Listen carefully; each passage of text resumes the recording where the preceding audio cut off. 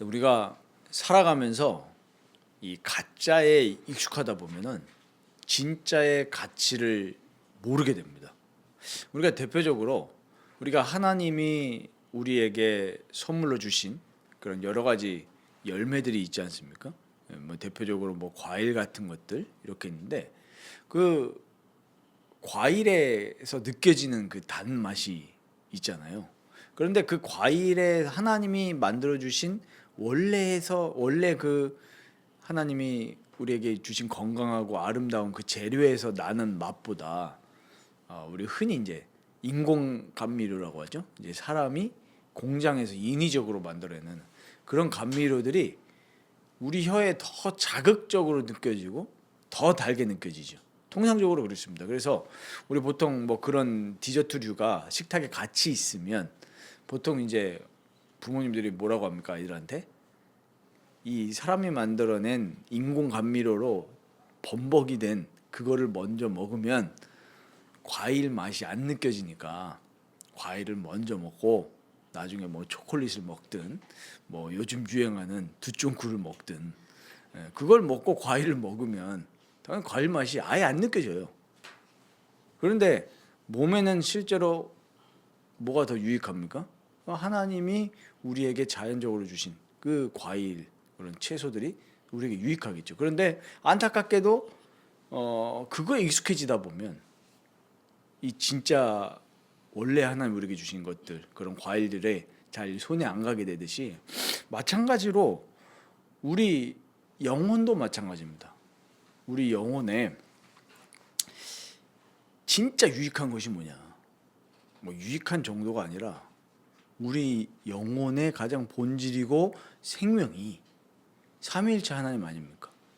그 하나님의 영광을 맛보고 예수님을 만나고 그럴 때 우리 영혼이 진짜 채워지는 건데 안타깝게도 우리가 가짜, 헛된 것이 더 맛있어요. 혀도 그렇게 길들여지면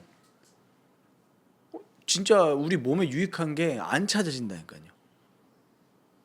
우리 영혼의 진짜 생수가 되신 예수님을 만나야 되는데 가짜 것을 우리가 자꾸 영혼에 집어넣는데 그게 더 맛있어지고 그게 더 우리에게 즐거워지도록 지금 죄가 우리를 헛된 것으로 이끌고 있는 것입니다.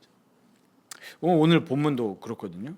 헛된 것으로 자기의 영혼을 채우면서 그것이 자기를 채울 수 있다고 착각한 그 사마리아 여인과 예수님이 만나는 장면입니다. 오늘 이 사마리아 여인에게 예수님이 찾아가셨습니다. 우리 계속 지난주 봤었지만 예수님이 직접 갈릴리로 가던 그 여정 중에 일부러 사마리아를 찾아오신 겁니다.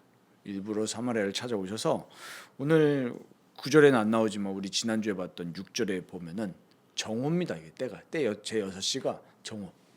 왜 정오였습니까? 사람들이 가장 더워서 우물가에 나오지 않을 때 이 도덕적으로 지금 여인이 지금 온전하지가 않거든요. 뒤에 장면에서도 계속 나오겠지만 남자가 5이나 있었는데 그 마지막 남자도 남편이 아니었습니다. 그럼 우리가 이제 추측해 볼 수 있겠죠. 이 여성이 굉장히 성적으로 부도덕한 여성이구나. 이걸 알 수가 있죠. 그래서 이 여성은 눈에 띄지 않게 가장 더운 그 시간에 나온 겁니다. 그때 예수님이 우물 곁에 앉으신 거죠. 우물 곁에 앉으셔서 사마리아 여인이 올 거를 알고 있었습니다. 우리가 여기서 볼 것은 뭐냐면 정말로 예수님은 정말 하나님의 주권과 섭리 가운데에서 만나 주셨구나. 우리 인생에는 절대로 우연이 없습니다. 예수님은 눈에 보이시지 않지만 말씀과 성령으로 우리에게 하나님의 뜻대로 우리 입장에서 봤을 때는 예고치 않은 만남과 시간이지만 하나님은 철저한 창세전부터의 계획을 가지시고 예수님과 우리가 만날 수 있도록 이끌어 가십니다. 택자들에게, 택한 자들에게. 우리가 잘해서가 아니라 하나님의 사랑과 계획 가운데에서 우리를 찾아오신단 말이에요. 오늘 이 시간이 바로 그 시간인 줄 믿습니다.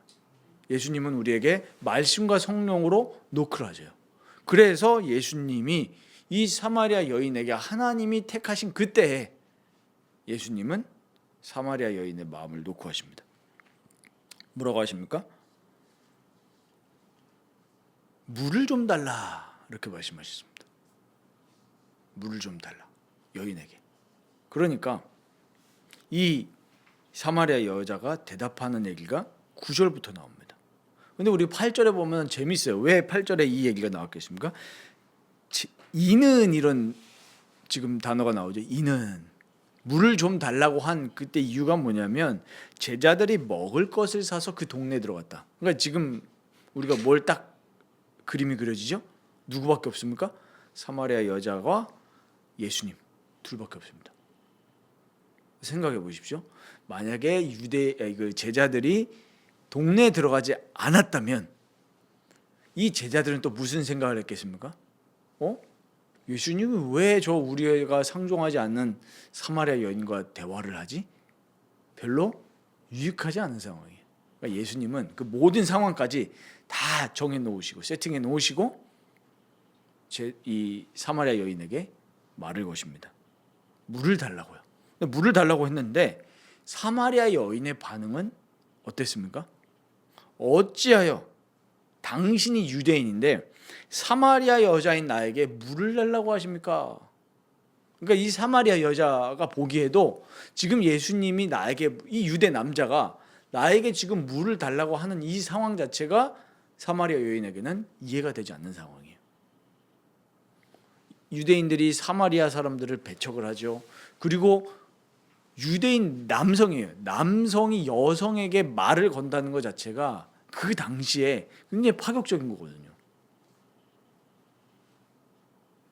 문화 자체가 그렇습니다. 우리도 예전에 외간 남자가 나에게 뜬금없이 말을 건다?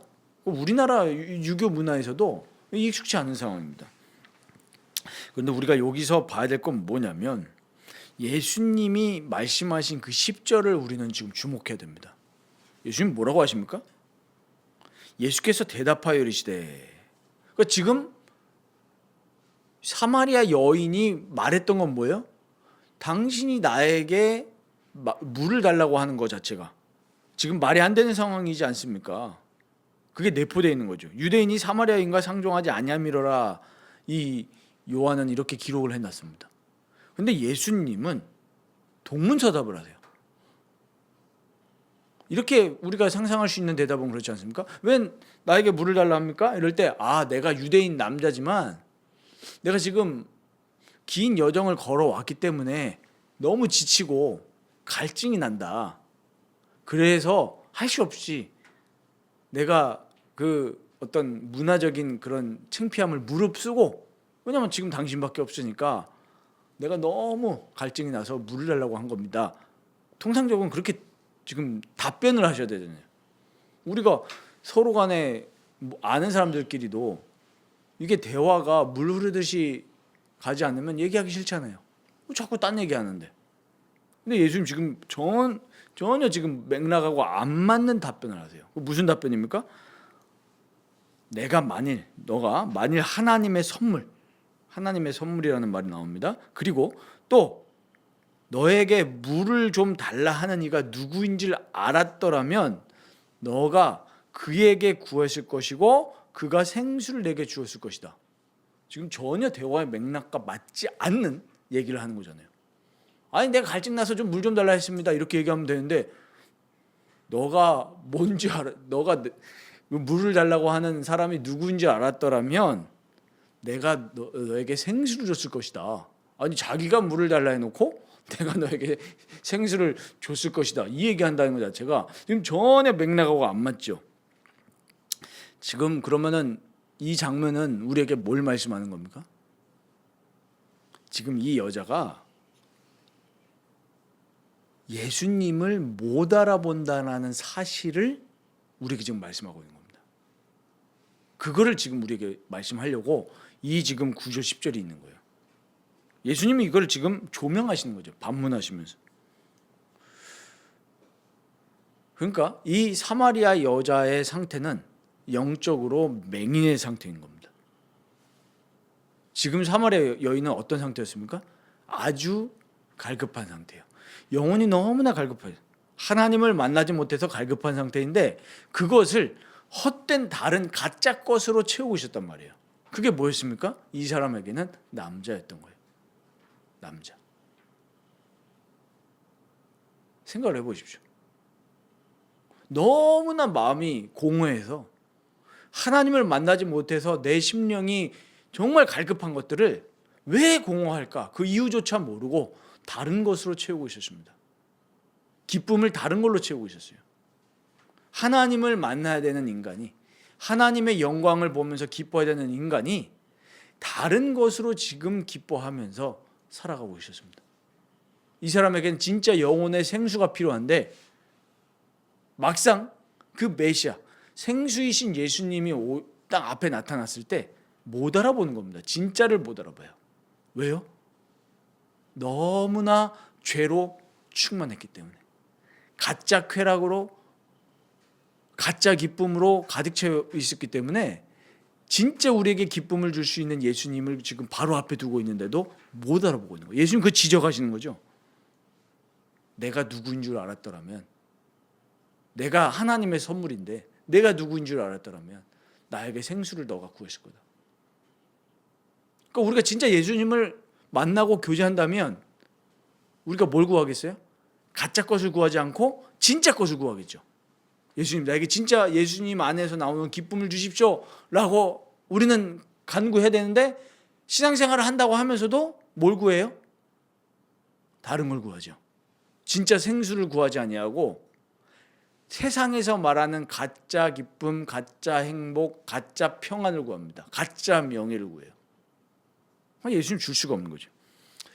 시편 기자는 우리에게 이렇게 말씀합니다. 시편 4편 2절에 보면 여기 단어 잘 보셔야 됩니다. 인생들아, 인생들아 이렇게 우리에게 얘기합니다. 어느 때까지 나의 영광을 바꾸어 욕되게 하며 헛된 일을 좋아하고 거짓을 구하려는가? 무슨 단어를 지금 꺼냈습니까? 헛된 일을 좋아하고 이렇게 얘기해요. 이 사마리아 여인의 상태가 딱 이 상태였습니다. 헛된 일을 좋아했습니다. 하나님의 영광을 바꾸어 버렸습니다. 죄를 사랑하고 쾌락을 기뻐했습니다. 그러니까 우리는 이걸 보면서 우리 인간이 어떻다는 걸 알 수 있죠? 아, 정말 우리 인간은 내가 죄인이라는 사실조차 인지하지 못하는 비참한 상태 속에 놓여져 있구나. 이걸 알게 됩니다. 그러니까 이 모든 삶의 영역에서 하나님을 인지할 수도 없고 하나님을 찾지도 않는 전적 타락한 비참한 상태에 놓여 있다는 것을 우리는 알게 되죠. 그럼 오늘 우리가 이 본문을 통해서 우리의 모습을 정말 알고 아, 나도 사마리아 여인처럼 헛된 것을 구하고 있구나. 헛된 것을 구하고 있단 말이에요. 신앙생활을 하면서도 예수님을 구하는 것이 아니라 하나님의 얼굴을 구하는 것이 아니라 자꾸 다른 것을 구합니다. 예수님은 마태복음 6장에서 주기도문을 설명하시고 무슨 얘기하십니까? 다른 거 구하지 마라. 그의 나라와 그의 의를 구하면 이 땅에서 필요한 것들은 너네들에게 주시겠다. 주실 거예요. 들의 풀도 먹을 것 가지고 염려하지 않는데 너네가 왜 먹을 것 가지고 염려하냐? 그의 나라와 그의 의를 구해라. 무슨 말입니까? 정말 주님의 얼굴을 늘 보면서 기쁘고 교제하고 내 삶의 주인이 하나님이라는 사실을 알라는 거잖아요. 하나님으로 기뻐하라는 거 아니에요. 그러면 필요한 거 주시겠다. 제가 원래 금요일에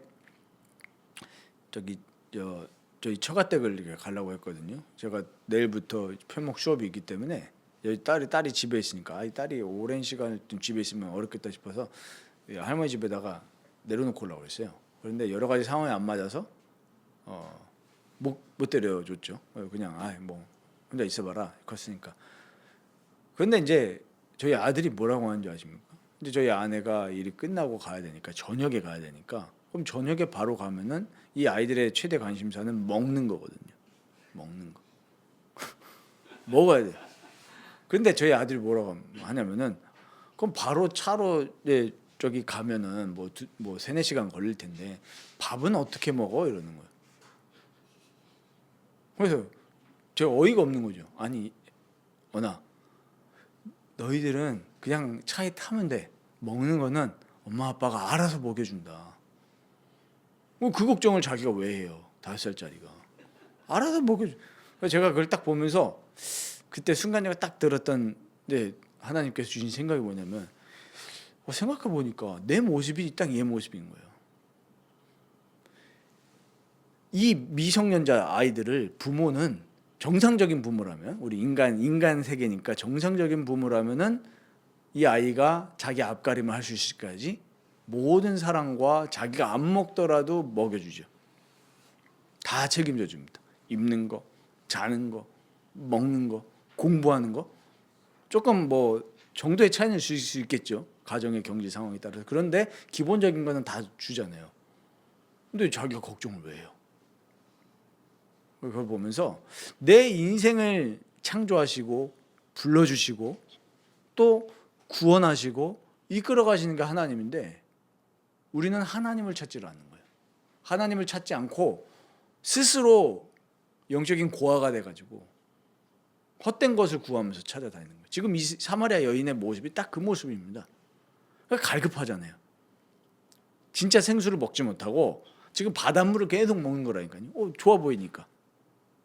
우리의 모습을 지금 발견해야 되는 거예요. 정말 우리가 하나님을 기뻐하지 않고 하나님을 찾지 않는구나. 시편 4편 2절을 잘 묵상해 보십시오. 우리가 헛된 일을 좋아하고 거짓을 구하고 있는 상태 아닌가. 이거 우리가 딱 보면서 우리는 기도해야 됩니다. 뭘 기도해야 됩니까? 하나님이 아닌 헛된 것으로 우리는 가짜 기쁨을 채우려고 하는 그 비참한 상태 속에 놓여져 있는데 거기서 빠져나와서 생수이신 예수님을 만날 수 있도록 기도해야 되는 거죠. 어떻게 기도해야 됩니까? 나의 눈을 열어주옵소서. 어떤 눈이 열려야 됩니까? 죄를 인식할 수 있는 눈이 열려야 됩니다. 그거는 성령께서 선물로 주신 겁니다. 성령이 우리의 눈을 열어주지 않으면 내가 죄인이라는 사실을 알 수가 없습니다. 그래서 복음의 시작은 뭐부터 시작이 됩니까? 회개부터 시작이 됩니다. 죄인을 불러서 회개시킵니다. 지금 예수님이 사마리아 여인에게 하고 계시는 일이 바로 이거예요. 이 대화를 통해서 죄를 깨닫게 하시는 거예요. 죄를 깨닫게 하시고 그 죄를 해결하실 수 있는 분은, 대속해 줄 수 있는 분은, 그래서 하나님께로 인도하실 수 있는 분은 예수님밖에 없다. 이 죄가 뭡니까? 하나님을 기뻐하지 않는 게 죄예요. 우리가 뭐 죄라고 하니까 굉장히 특별한 뭐 형이상학적인 거 생각하는데 우리 아침에 일어나서 어떤 걸로 기뻐하셨습니까? 내가 하나님으로 기뻐하지 않는다면 또 우리는 죄의 상태 속에서 살고 있는 거예요. 제가 그래서 이 밤마다 우리 아이들 기도해 줄 때 마지막으로 하는 기도가 뭐냐면 우리 시편에 있는 말씀처럼 깰 때에 하나님의 형상으로 말미암아 기뻐하게 하소서. 깰 때, 우리가 깰 때부터 나를 창조하시고 나를 대속하시고 구원하여 주시고 나를 지금도 붙들고 계시는 하나님으로 말미암아 기뻐하게 하옵소서. 이게 우리 기도가 돼야 되거든요. 그래서 오늘 우리가 이 시편 119편을 한번 찾아보겠습니다. 시편 119편은 우리가 말씀으로 유명한 챕터 아닙니까? 근데 시편 119편에 오늘 말씀과 연결되어지는 놀라운 말씀이 있습니다. 시편 119편 37절을 보십시오. 내 눈을 돌이켜서 허탄한 것을 보지 말게 하시고, 허탄한 것이 무엇입니까? 지금 사마리아 여인이 예수님 만나기 전까지 구했던 것들이 다 허탄한 것들입니다. 허탄한 것들이. 하나님 외에 모든 것들은 허탄한 것입니다. 그게 허탄한 거예요. 제가 이번 주에 말씀을 읽으면서 회개했던 것들이 있습니다. 출애굽기를 읽으면서 예전에는 우상 얘기가 나오고 뭐 이 다른 산당 얘기 나오고 우리 선지서들 보면서 그러면은 다른 것들만 생각했거든요. 저 이방인들이 지금 하나님 믿지 않는 자들이 불상 세워놓고 무당 찾아가고 그런 것만 생각했단 말이에요. 근데 이번 주간에 말씀을 읽으면서 무슨 생각이 드냐면 이스라엘 백성들이 금송아지 세워놓고 우상 숭배하는데 무슨 하나님이 회개를 하게 하시냐면, 야, 너가 지금 하나님으로 기뻐하지 않는 모든 것은 다 금송아지다. 하나님 아닌 다른 것 염려하는 것들 다 죄를 쌓고 있는 거다. 하나님 말고 다른 것이 더 기쁘다? 그 죄다.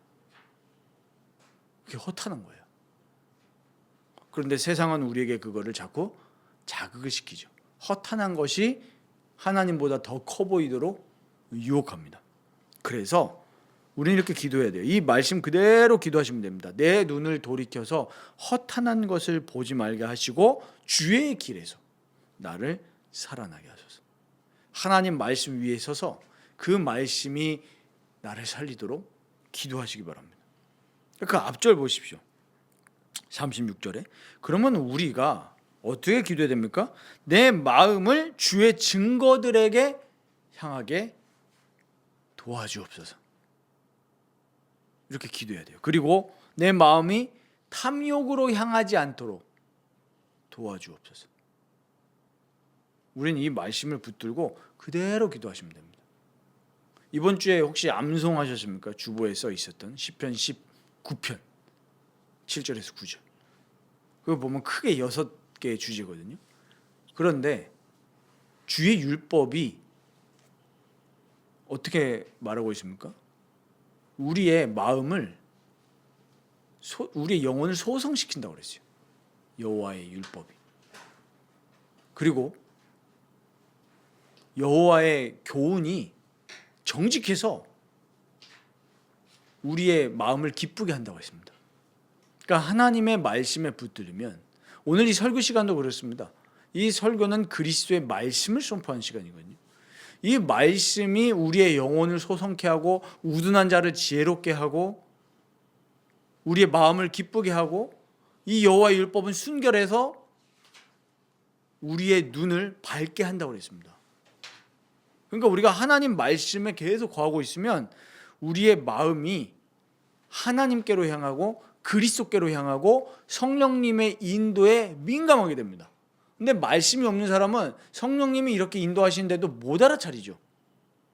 말씀이 없다는 증거입니다. 교회 다니는데요? 말씀이 없어요. 교회 다녀도. 전 목사님 설교 열심히 듣는데요? 그 목사의 설교가 순결한 설교가 아닐 수도 있고, 설령 순결한 설교를 할지라도 내 영혼이 말씀에 붙들려 있지 않으면 우리의 인생은 자꾸 허탄한 것만 보게 되는 겁니다.